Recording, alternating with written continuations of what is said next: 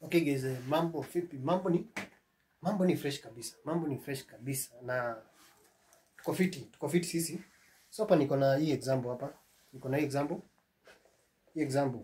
Kuna hii example hapa. Nimekuja kuwafunza nayo. Niwafunze nayo hii sign. Kuna hii sign hapa ina confuse some students. 2T iko hapa. Mnaiona vizuri? Mnaiona vizuri hiyo sign? Cha kwanza nikaribishe vizuri tuione.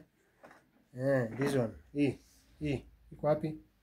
Hii 2T. Hii inaitwa axle load. Axle load limit. Axle load limit. Hii inaitwa axle load limit. Kwani per axle. Hii ni 2 axle. Okay?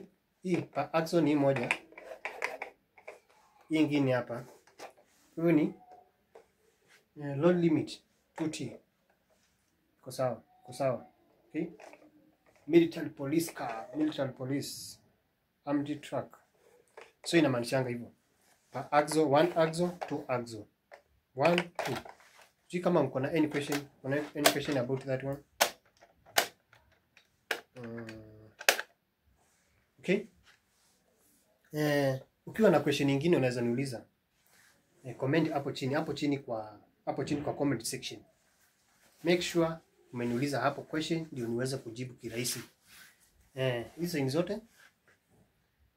Kama kuna any question about this one, this compulsory science, mandatory science, unaweza comment hapo chini uniulize. Thank you very much. Ama namba yangu iko hapo. Ama nisaini kuambia my number, unaweza nipigia. Uniulize any question. Namba yangu iko hapo kwa my bio. Okay? Thank you very much guys. Tuko pamoja.